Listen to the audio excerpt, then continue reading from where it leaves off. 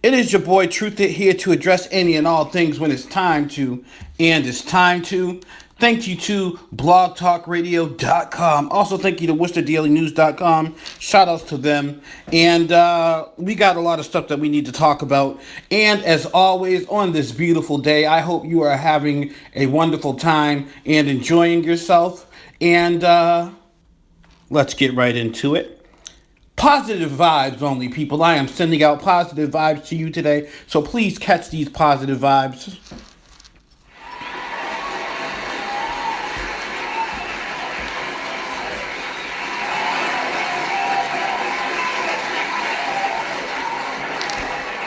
As only I hope that you catch them.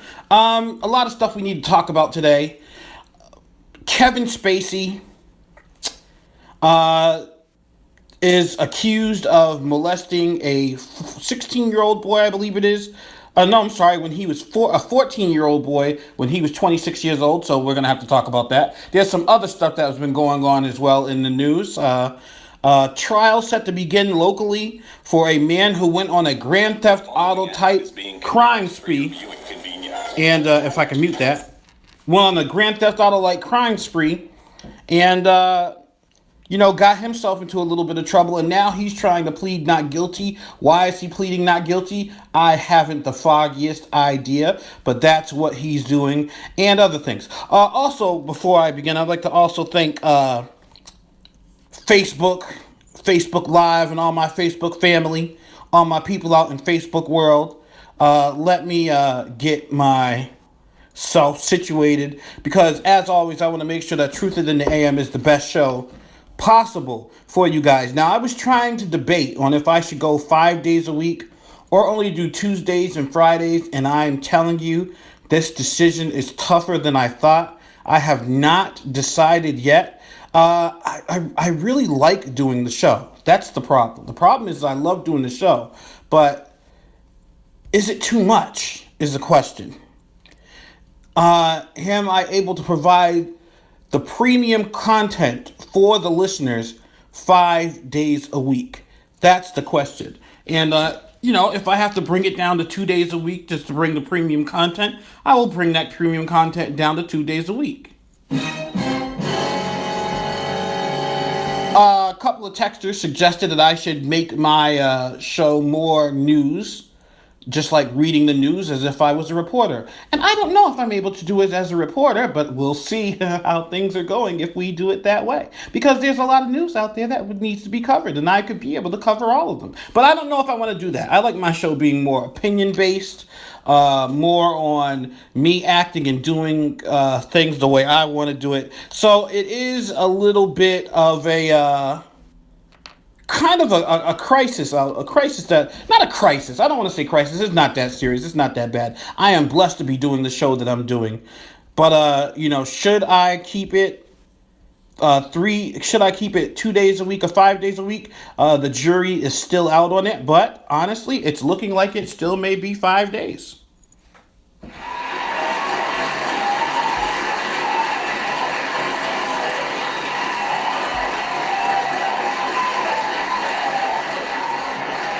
So now let's work just to get this going on to Facebook and to Worcester Daily News, two of the staunch supporters of Truth It in the AM, and I appreciate each and every person out there who supports Truth It in the AM.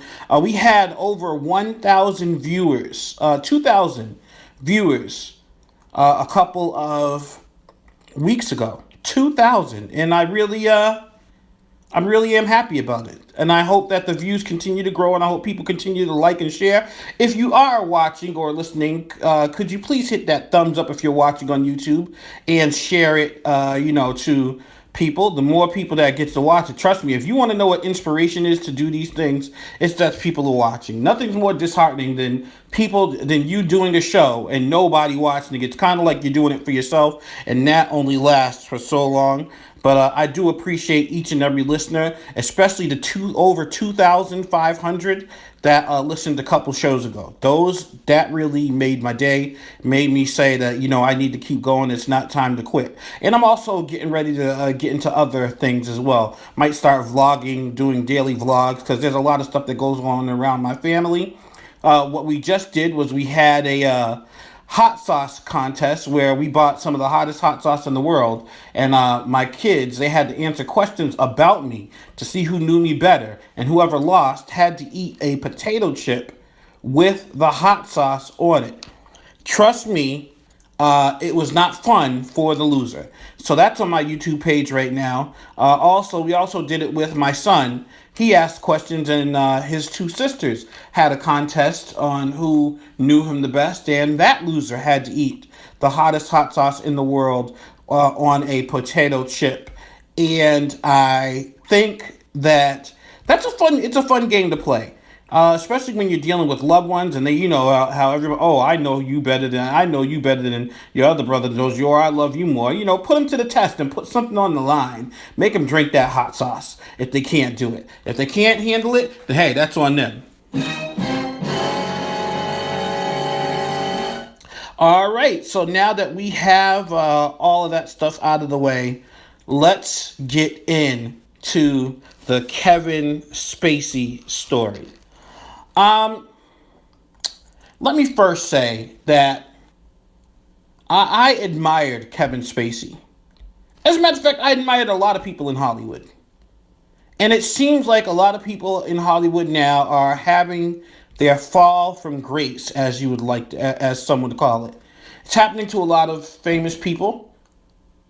Bill Cosby, Harvey Weinstein, Ben Affleck, and now Kevin Spacey is the newest person added to that list. I'm kind of torn, honestly, about it. It's not that I want Kevin Spacey or Bill Cosby or Harvey Weinstein to get away with the bad things that they've done, but there was a culture of things like this that was allowed for years. And you can't ignore the fact that it was normal in those cultures for things like that to happen. Still have to hold them accountable for it, but I don't know. I enjoyed Kevin Spacey in Seven. A lot of movies Kevin Spacey was in that I liked. Let me look up Kevin Spacey films so I can name all of them that I liked. I do remember that American Beauty, Seven especially, when he had Gwyneth Paltrow at the end of the movie. That was like one of the most chilling scenes that I've ever seen in my life. He's been in a lot of movies. There's a movie he was in with Tom Cruise, and that was in the 80s, I believe it was. And I remember my older brother and my older sister used to watch it a lot. And I really liked that movie. I'm trying to think of the name of it. Let me look here. Outbreak, The Usual Suspects, A Time to Kill, The Ref. He was in a lot of good movies, which made him a hero to a lot of people. He was, or is, one of the most notable actors in Hollywood now. And unfortunately, being a notable actor in Hollywood, you have certain things that you have to abide by. You have certain rules that you have to follow. You have, certain things that today were different in the time where this allegedly occurred. So let's get into the story. Actor Anthony Rapp has accused Kevin Spacey of making sexual advances at him when Rapp was 14. In an interview with BuzzFeed, Rapp said that Spacey picked him up, put him on his bed, and was trying to get with me sexually in 1986. Kevin Spacey was 26 at the time. In response to the allegations, Kevin Spacey tweeted that he was beyond horrified to hear Rapp's story. Spacey tweeted, "I honestly do not remember the encounter. It would have been over 30 years ago. But if I did behave, then as he describes, I owe him the sincerest apology for what would have been deeply inappropriate drunken behavior. And I am sorry for the feelings he described having carried with him all these years." First thing about Kevin Spacey, about his apology, If he doesn't remember the incident at all, how does he know he was drunk?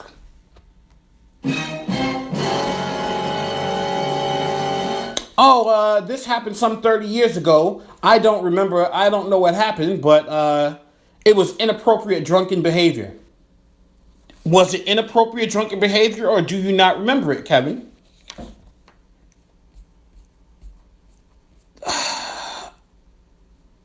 First off, sexual predators should be stoned. Sexual predators should be stoned. Kevin Spacey, who has been famously private about his personal life, said that he now lives as a gay man, which marked the first time the actor has made a public statement about his sexual orientation. This story has encouraged me to address other things about my life, Spacey said in his tweet. He continued that he has had relationships with both men and women, and added, I have loved and had romantic encounters with men throughout my life, and I choose now to live as a gay man.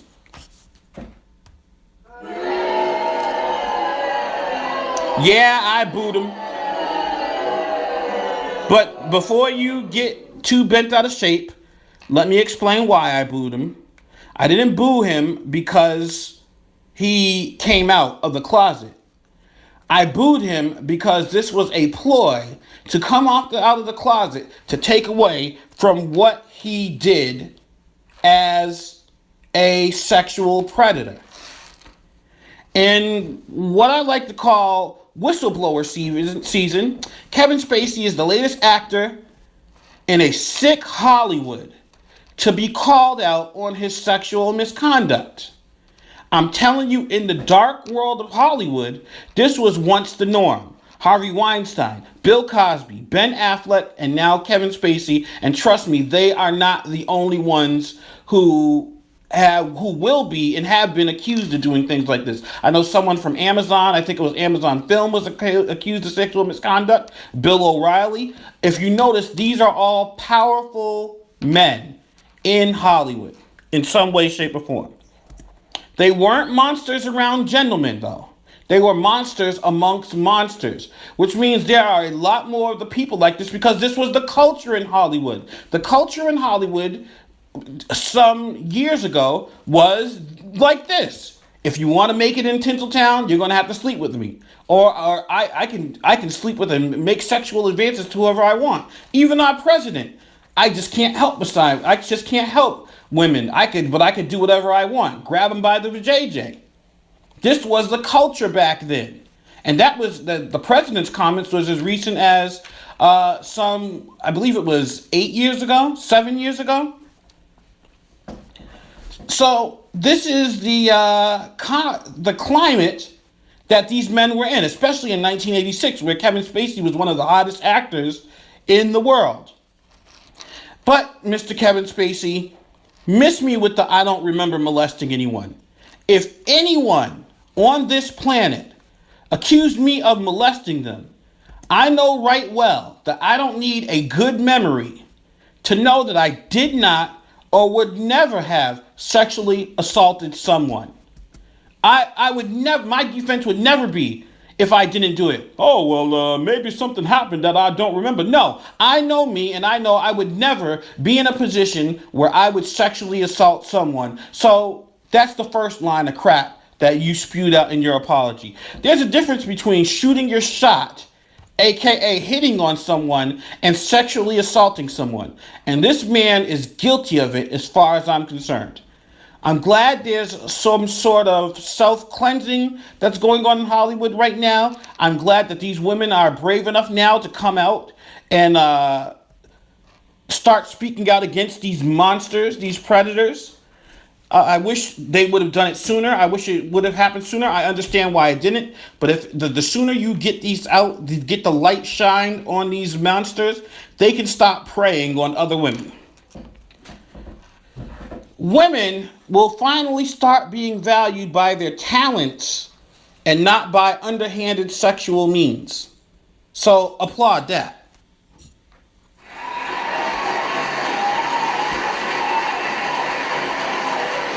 Yes.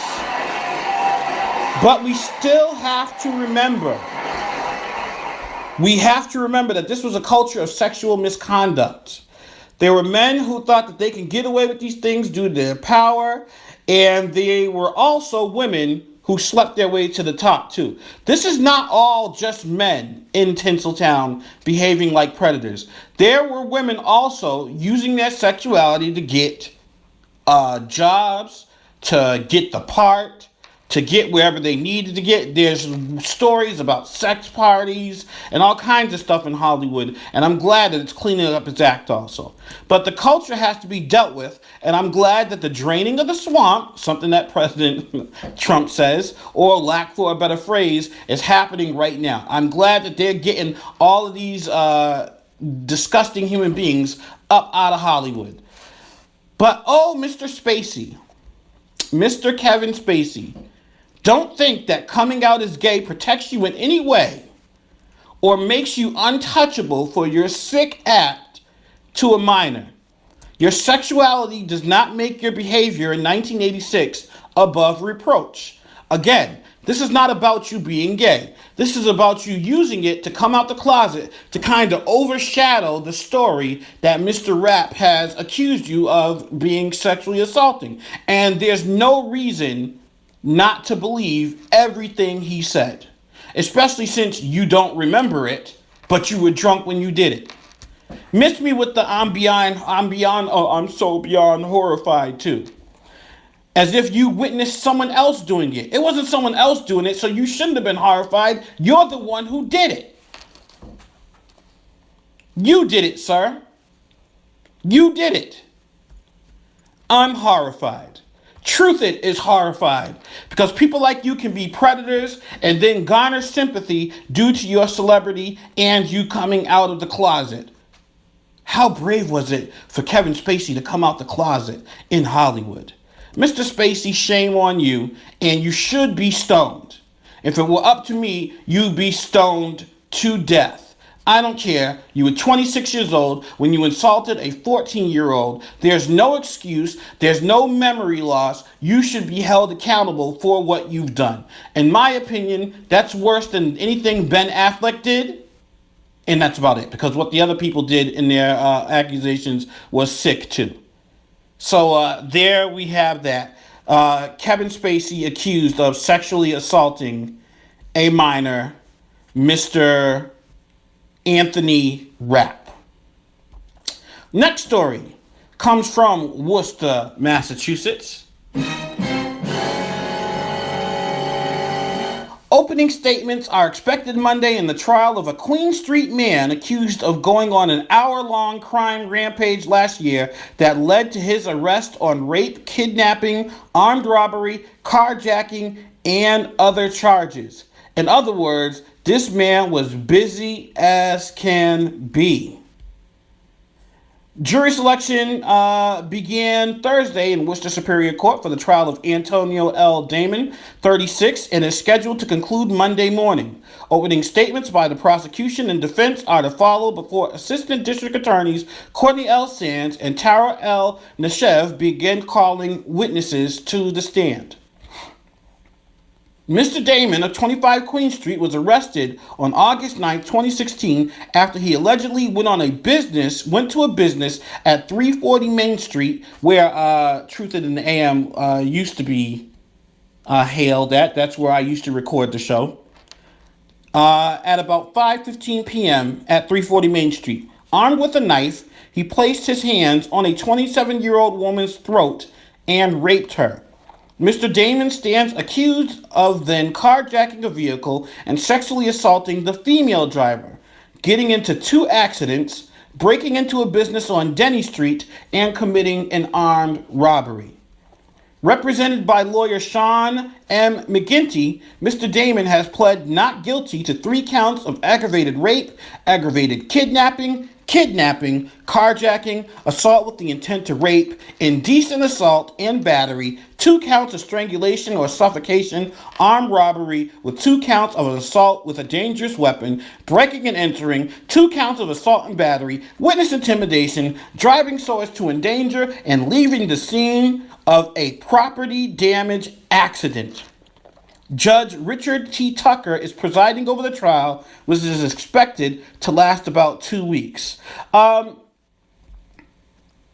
So this man, Antonio Damon, went on a spree, a crime spree, that seems straight out of Grand Theft Auto.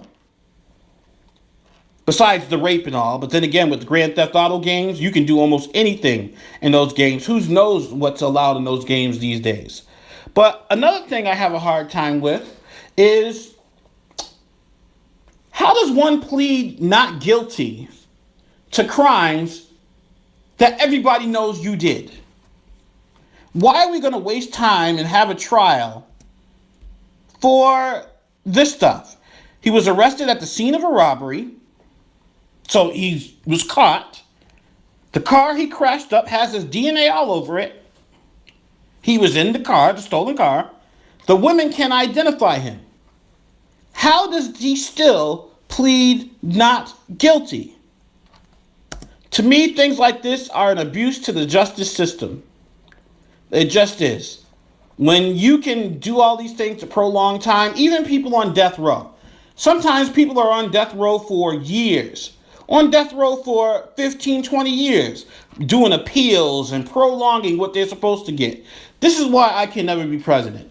Because if it was up to me, you do the crime, that day you get stoned. That's just it. Stone them. They should be stoned to death. And this man should be stoned. There's no way you do things like catching, like raping a woman at her place of work, sexually assaulting another woman in her car after you carjacked it. I mean, that's a double win. How do you get carjacked and sexually assaulted, and this man gets to go to trial? It's unbelievable, the things that we allow in our justice system. Should be stoned to death. But this is America, where I guess everybody has to have their chance to defend themselves, or their chance at times to do it. But I really don't think that this is a good thing to do, or it's a good time. It's, to me, some of the worst injustices you could think of, as a man going on a spree such as this, and then still having, quote unquote, not his day in court, because I do think that everybody should have their day in court. But I mean, your day in court should be like, listen, you're guilty, you're caught red-handed, here's your punishment. That should be your day in court. Not a day in court to prolong things and to make time to continue to go on further and further. And that's what this man has done. I mean, I remember when this happened, because after, as a matter of fact, this sexually assault happened at this building, the same high building where Truth in the AM used to be recorded when I was doing the 5 o'clock shadow.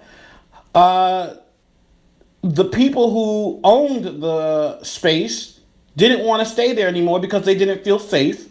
There was no security. There was nothing to stop another person coming into the building and committing the same crime. So they got out of their lease, and Truth in the AM had to relocate.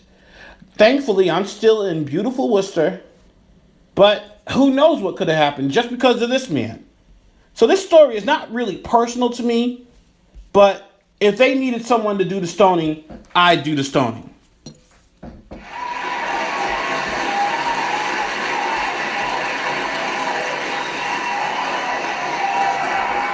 What we're going to do is we'll take a break, and we'll be back on Truth It in the AM.